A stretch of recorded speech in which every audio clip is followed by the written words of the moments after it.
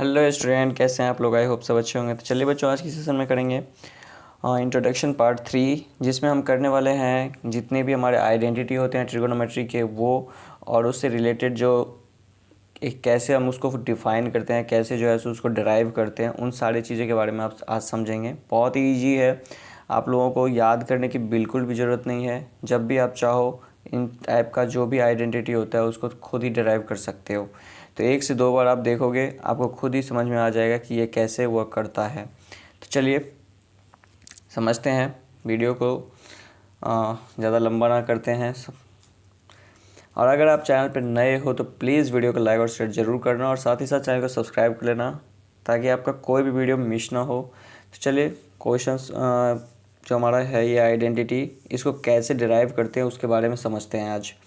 तो देखिए बच्चों, यहाँ पे क्या है कि ट्रायंगल दिया हुआ है ABC, ठीक है। आपने रेशियो पढ़ा है, तो रेशियो में आप क्या करते हो, किसी पार्टिकुलर एंगल के अकॉर्डिंग आपको साइन कॉस टेन वगैरह जिसका भी कहता है वैल्यू आप निकाल लेते हो। तो यहाँ पे भी ऐसा ही करना है कि देखिए एंगल ए के अकॉर्डिंग आप sine cos tan sec cosec cot सबका वैल्यू निकाल लो। तो क्या लिखोगे, तो ए के अकॉर्डिंग आप देखो साइन ए क्या हो जाएगा, तो साइन ए हो जाएगा आपका ए के अकॉर्डिंग, ये परपेंडिकुलर है, ये बेस है और ये हाइपोटेनस, तो BC अपॉन AC ये आपका साइन का वैल्यू हो गया। कॉस का क्या होगा, कॉस ए आपका हो जाएगा AB अपॉन AC, तो AB अपॉन AC। ऐसे ही टेन का वैल्यू क्या होगा, टेन A का हो जाएगा वैल्यू BC अपॉन AB, ठीक है।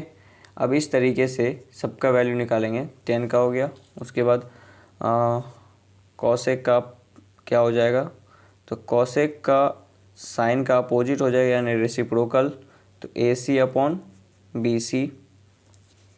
सेक का क्या होगा, कॉस का reciprocal that is AC upon AB, and cot का टेन का रेसिप्रोकल, तो क्या हो जाएगा AB अपॉन BC। तो बच्चों यहाँ पे हमने सब जो 6 हमारा रेशियो है, 6 रेशियो को हमने नोटेड कर दिया। अब हम इन आइडेंटिटी को कैसे डिराइव करते हैं। तो सपोज़ कीजिए कि ये एक राइट एंगल ट्रायंगल है। सपोज़ क्या करना, ये तो है ही। तो राइट एंगल ट्रायंगल में क्या है कि हमें पाइथागोरस थ्योरम अप्लाई होता है, लाइक AC का स्क्वायर इक्वल टू AB का स्क्वायर प्लस BC का स्क्वायर होता है। तो देखिए यहाँ पे आप लिख सकते हैं कि AB का स्क्वायर ऐसे लिख सकते हैं इन ट्रायंगल ABC, AB का स्क्वायर इक्वल टू AB का स्क्वायर प्लस BC का स्क्वायर इक्वल टू AC का स्क्वायर, ये होता है पाइथागोरस। तो यहाँ पे हमें दोनों साइड क्या करना है, AB के स्क्वायर से डिवाइड करना है। तो क्या हो जाएगा ये AB, या फिर AC के स्क्वायर से दोनों साइड डिवाइड कर दीजिए। तो क्या हो जाएगा कि AB square divide by AC square plus BC square divide by AC square, और यहाँ पे AC square divide by AC square. तो बच्चों यहाँ पे हमने दोनों साइड बोथ साइडेड हाइपोटेनस के डिवाइड कर दिए स्क्वायर से। तो ये क्या होगा, AB अपॉन AC का होल स्क्वायर है। तो AB अपॉन AC का whole square plus BC upon AC का होल स्क्वायर और इक्वल टू 1 हो जाएगा यहाँ पे, ठीक है। अब आप यहाँ पे आइडेंटिटी सेलेक्ट कीजिए कि AB अपॉन AC कौन होता है। AB अपॉन AC जो है वो आपका है कॉस। AB अपॉन AC कौन है, कॉस। और BC अपॉन AC कौन है, साइन। तो आप लिख सकते हैं कि cos square A plus sine square A equal to 1। ये आपका पहला आइडेंटिटी हो गया। अब बच्चों यहाँ पे क्या है कि इस आइडेंटिटी की कई भी ब्रांच बनाते हैं, कई ब्रांच इसके बनते हैं, ठीक है। इसी तरीके से जब आप इन्हीं को A square plus AB square plus BC square plus AC square को अगर आप AB से डिवाइड करेंगे एक बार, क्योंकि आपने एक बार AC स्क्वायर से डिवाइड करा, एक बार आप AB स्क्वायर से डिवाइड कर दीजिए और एक बार क्या करिए BC स्क्वायर से डिवाइड कर दीजिए, तो आपको 3 आइडेंटिटी मिलेंगे। जब आप हाइपोटेनस से डिवाइड कर रहे हो तो आपको ये आइडेंटिटी मिल रहा है। अब अगर आप सेम चीज़ को AB² plus BC² equal to AC² को अगर आप डिवाइड करते हो, यहाँ पे ब्रैकेट में लिख दीजिए divided by AC²,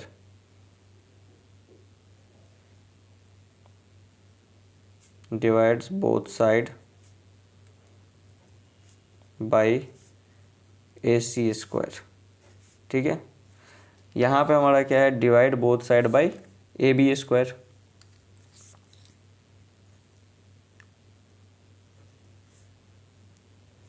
divide both side by AB²। ठीक है, तो क्या हो जाएगा यहाँ पे कि ये हो जाएगा AB² upon AB² plus BC² upon AB² equal to AC² upon AB²। ठीक है, तो यहाँ पे क्या है, फिर से आप इसे कैसे रिप्रेजेंट कर सकते हो, तो ये तो हो गया 1 और ये हो गया BC upon AB whole square और ये हो जाएगा AC upon AB whole square. फिर इसमें क्या करेंगे, यहाँ से आइडेंटिटी को सेलेक्ट करके इसमें पुट कर देंगे। तो यहाँ पे BC अपॉन AB क्या होता है, तो देखेंगे कि BC अपॉन AB क्या है, 10 है। ठीक है, सॉरी AB, तो BC अपॉन AB हाँ 10 है। ठीक है, और AC अपॉन AB कितना है, AC अपॉन AB आपका सेक है। ठीक है, तो जहाँ पे आपका BC अपॉन AB है, ये BC अपॉन AB, वहाँ पे हम 10A पुट करेंगे और जहाँ AC अपॉन AB है वहाँ पे हम क्या पुट करेंगे, सेक A। तो यहाँ पे हमारा आइडेंटिटी क्या बन जाएगा, 1 plus 10 square A, 1 plus 10 square A equal to sec square A। तो क्या हमें कहीं से भी इसे लर्न करने की ज़रूरत है, बिल्कुल भी नहीं। हम इसको खुद ही समझ लेते हैं, खुद ड्राइव कर सकते हैं, जब चाहे तब ड्राइव कर सकते हैं। तो देखिए ड्राइव करके हम इसे फॉर्मूला बना सकते हैं। तो यहाँ पे क्या होगा, थर्ड आइडेंटिटी के लिए आपको क्या करना होगा, जैसे ही आपने AC से डिवाइड करा, AB से डिवाइड करा, अब आप क्या कर दीजिए, BC से डिवाइड कर दीजिए। तो यहाँ पे क्या होगा, पहले तो आप वही लिखेंगे AB² plus BC² equal to AC²। अब आप डिवाइड कर दीजिए, divide both side by BC²। ठीक है, जब आप BC² से डिवाइड करेंगे तो ये हो जाएगा AB² upon BC² plus BC² upon BC² equal to AC² upon BC²। तो यहाँ पे ये आ जाएगा क्या, AB upon BC whole square plus ये हो जाएगा 1 और ये हो जाएगा AC upon BC whole square. ठीक है, अब यहाँ पे बच्चे क्या है कि AB अपॉन BC क्या होता है, तो देखिए AB अपॉन BC को हम कॉट लिखते हैं, तो ये हो जाएगा cot square A plus 1 equal to AC upon BC, AC upon BC है कॉसेक, तो यहाँ लिख देंगे कॉसेक स्क्वायर A। तो ये हमारा क्या हो गया, थर्ड आइडेंटिटी। ठीक है, तो इस तरीके से आपने तीनों आइडेंटिटी बना लिए। अब क्या करना है, इसका ब्रांचिंग करना है। तो चलिए समझते हैं ब्रांचिंग कैसे करेंगे। मैं एक नया पेज ले लेता हूँ। आई होप ये आपको बहुत अच्छा लगा होगा समझ के कि कभी भी कैसे भी करके आप एक छोटा सा ट्रायंगल बना के सबको पता कर सकते हो कि किसकी आइडेंटिटी क्या होती है। 1 से 2 बार आपको प्रैक्टिस करने से ऐसे ही लर्न हो जाता है।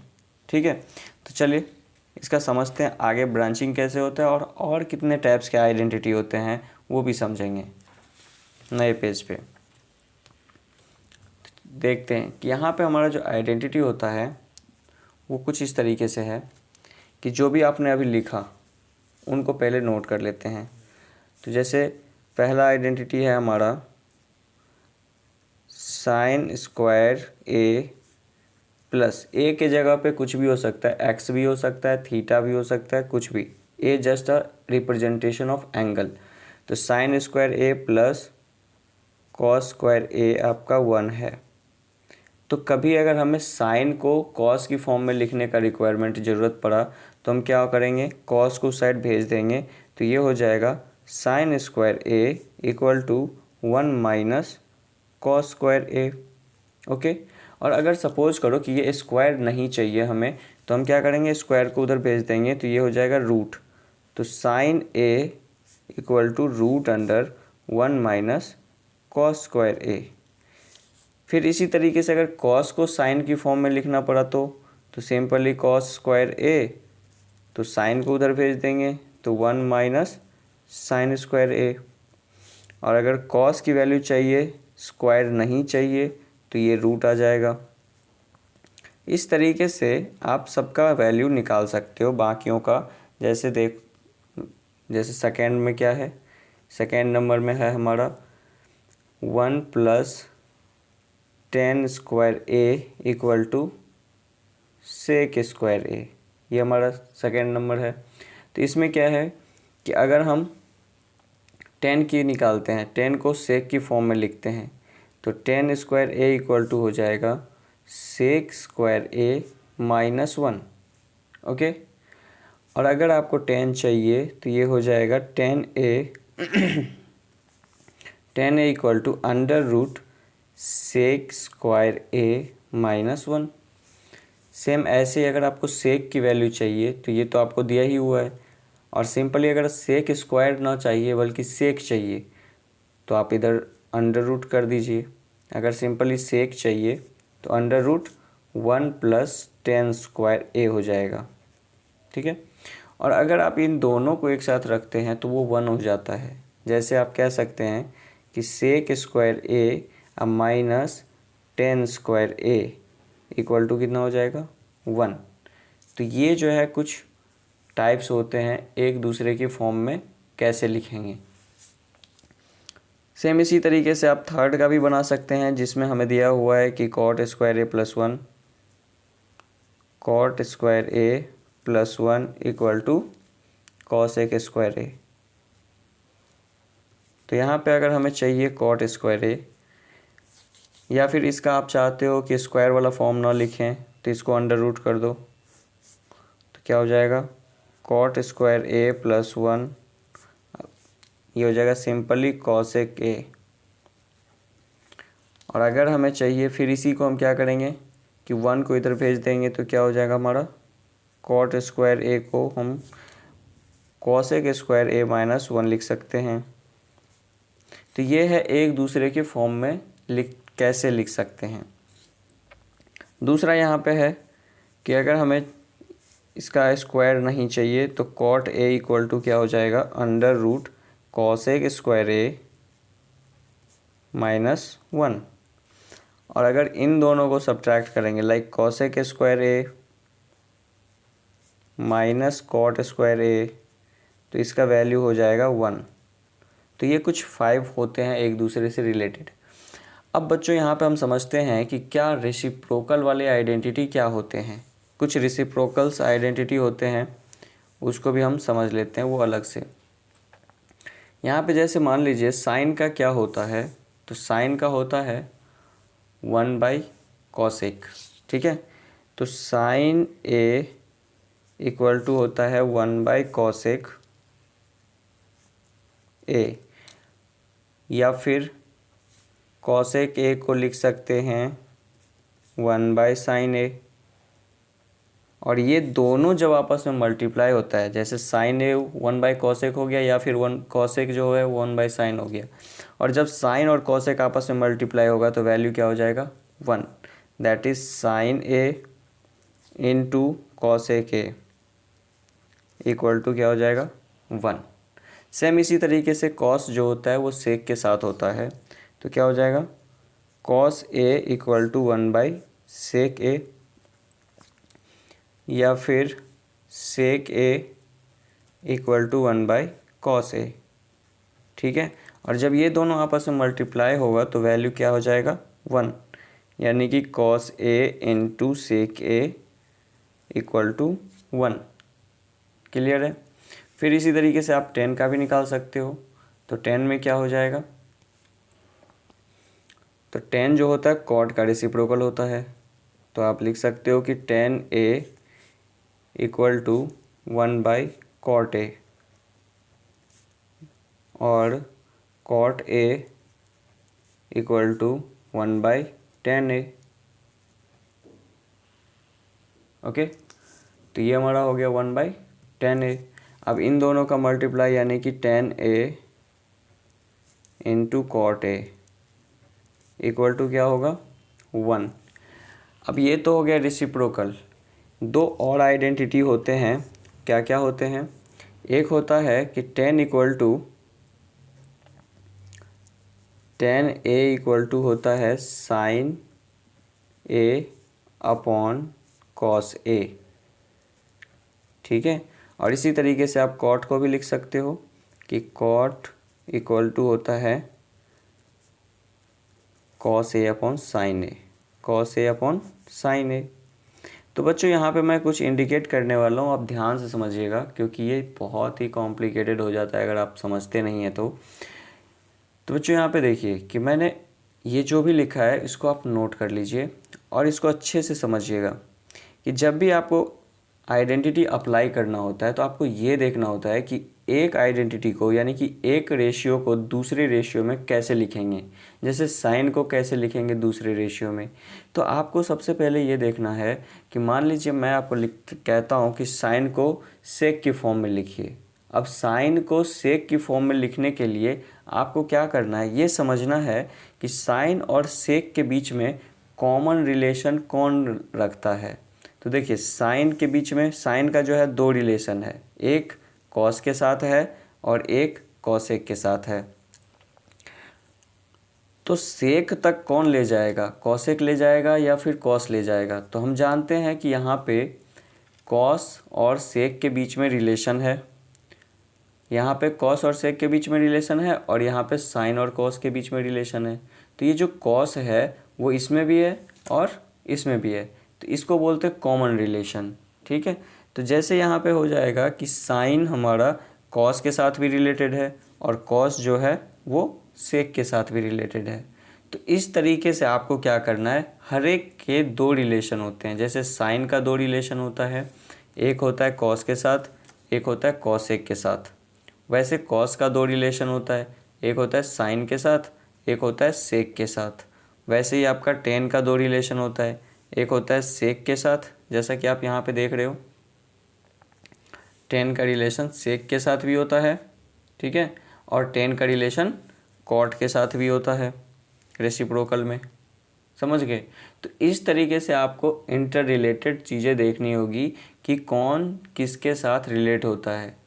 अगर हमें साइन को कॉट में लिखना है तो हम डायरेक्ट नहीं लिख सकते, हमें साइन को कॉसेक में लिखना होगा, फिर कॉसेक को हम कॉट में लिख सकते हैं, ठीक है। फिर कॉसेक को हम कॉट में लिख सकते हैं, जैसे यहाँ पे आप देख रहे हो ना, कॉसेक इक्वल टू कॉट में है। तो ये डायरेक्ट नहीं होता। अगर आप डायरेक्ट अगर पूछेगा, कहेगा कॉस को सेक में लिखो, तो वो तो आइडेंटिटी ही होता है। तो बच्चों इस तरीके से हमें क्या करना है, चीज़ों को इंटर रिलेट करना है और फिर जाके ये देखिए आपका आइडेंटिटी कितना आसान हो जाता है और फिर उसके ऊपर जो भी क्वेश्चन आएगा वो आपको ईजिली समझ में आ जाएगा। तो चलिए, आई होप कि आपको क्लास काफ़ी अच्छा लगा होगा और अगर आपको बहुत अच्छा लगा, समझ में आया, वीडियो पसंद आया तो प्लीज़ वीडियो को लाइक और शेयर ज़रूर करिए ताकि और भी स्टूडेंट इसको समझ सके, कर सके, क्योंकि बोर्ड बहुत नज़दीक आ गया है, बस 2 महीने बचा हुआ है। तो अगर अभी से आपका प्रिपरेशन नहीं होगा तो फिर आगे जाके प्रॉब्लम होंगे, टाइम कम है। तो प्लीज़ ज़्यादा से ज़्यादा इसको शेयर करिए और मिलते हैं नेक्स्ट सेशन में इसके एग्जाम्पल्स, क्वेश्चंस के साथ। चलिए तब तक के लिए bye bye, have a nice day, thank you.